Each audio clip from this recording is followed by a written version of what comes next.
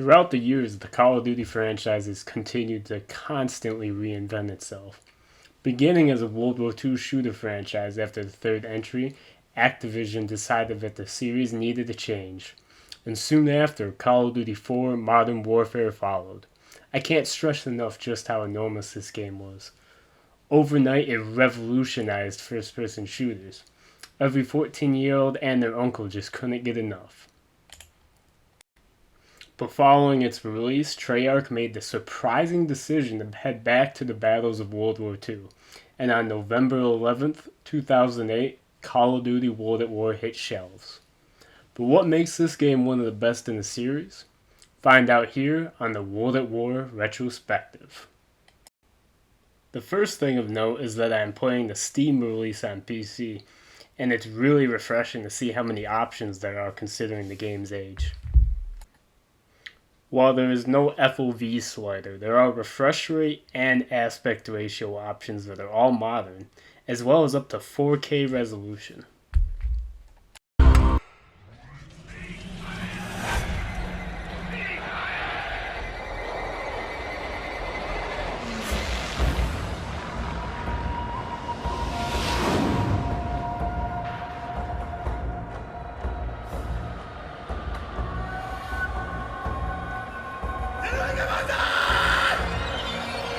Members of the Senate, of the House of Representatives,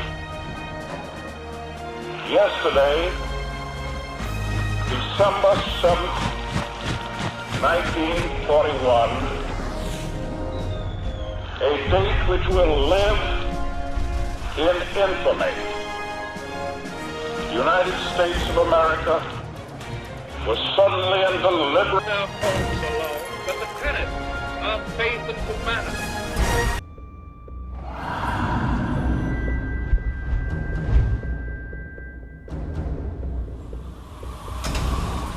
Make an atoll. Little more than sand, trees, and a small Japanese military base. Miller's reconnaissance team landed there almost a week ago. Since then, we've heard nothing. The waiting's over. We're going in. For all we know, they're already dead. If what little we know about the Japanese is true, it might be better if they are.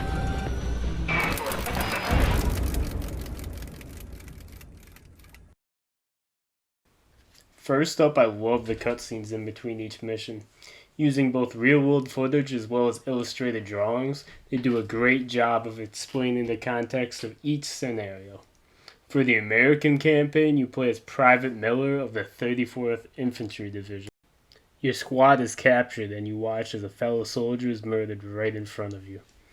This game is absolutely brutal at times, but Treyarch do a really good job of showing how brutal war really is.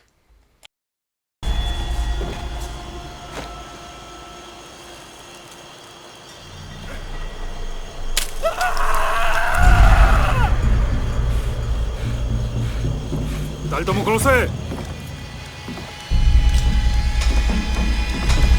hell.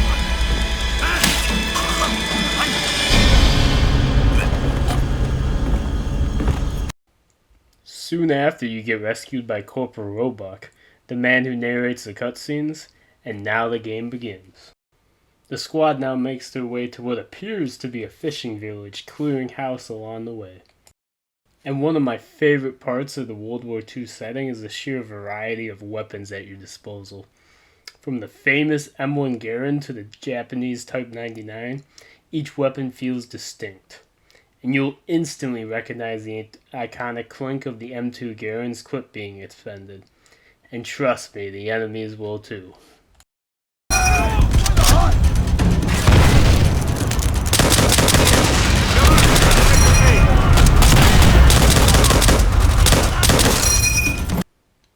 I have to say my least favorite part of the Call of Duty games, however, is the 2-weapon limit. I know it's trying to be realistic, but so many great weapons and I can only carry 2.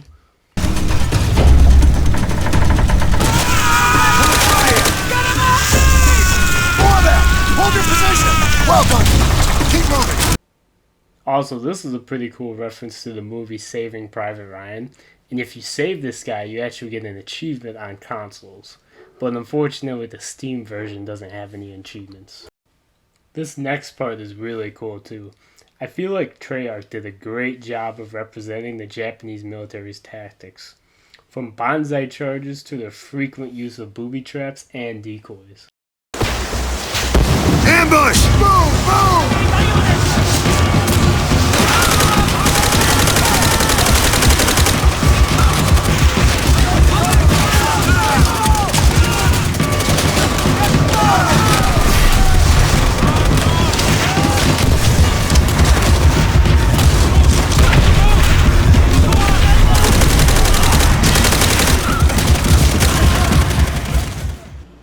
It's at this point that you may have realized one of the game's biggest flaws.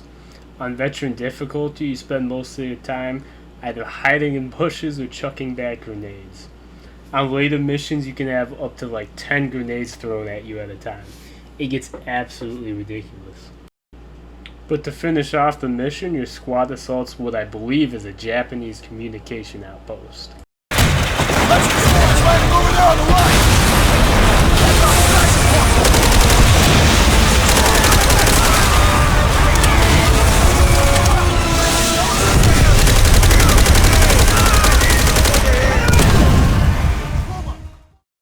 Guard that door! Miller, get to work planting those charges! Miller, you're with me!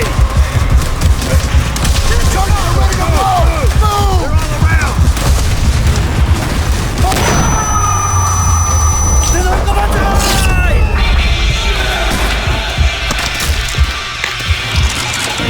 I got you! So after planting some charges, Miller takes a katana to a face like a boss. It's never brought up again and he appears to be totally fine soon after. But it is a video game after all. You get hauled away on a boat and the mission soon ends. Where's the fireworks? Tell me those charges weren't duds. They better not be.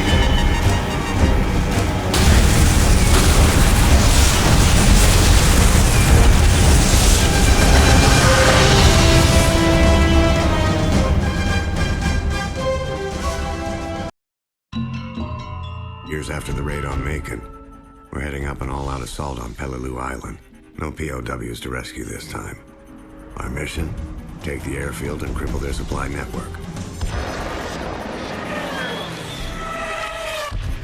Alongside familiar faces, fresh-faced recruits. The older guys like Miller, Sergeant Sullivan, and myself. We're known as the old breed. Old. We're not even out of our 20s.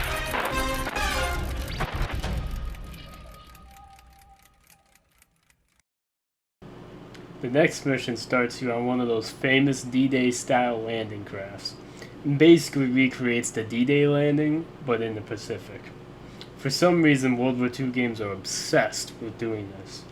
It is a pretty compelling opening scene though. Drop the rail!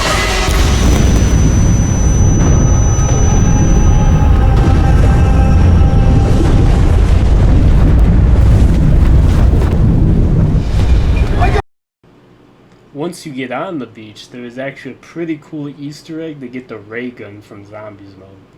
I didn't do it here, but it actually involves sitting in a bunch of puddles and waiting. But now comes the classic World War II actions of moving up the beach and clearing out machine gun nests. And I won't lie, a lot of the criticism directed at World War II shooters is because you pretty much do the same thing in all of them. Eventually you can find the trench gun though, and at close range it is probably the most satisfying weapon in the whole game.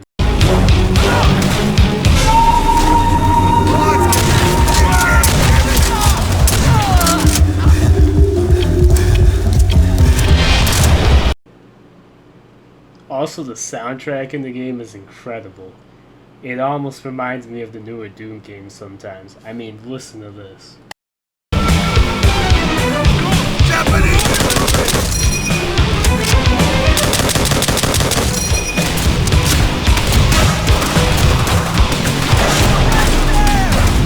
the ground! Good shot, Miller! Stay together! Shit!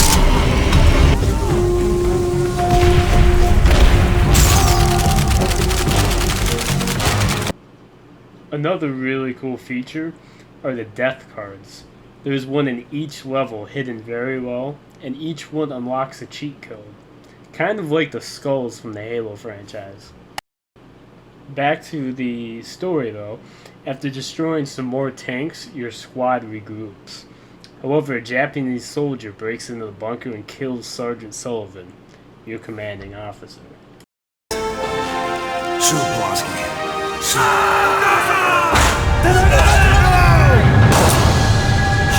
Sullivan, no! Hold on! You're gonna be okay! Corpsman!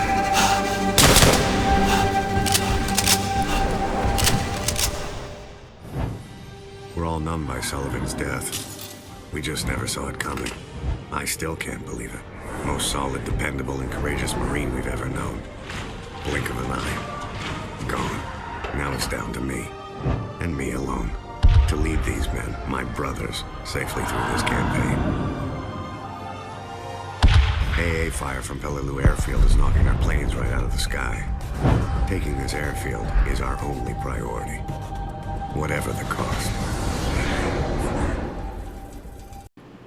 Well guys, I'll probably wrap up part 1 of this retrospective here. If you liked the video, please like and subscribe and leave me a comment.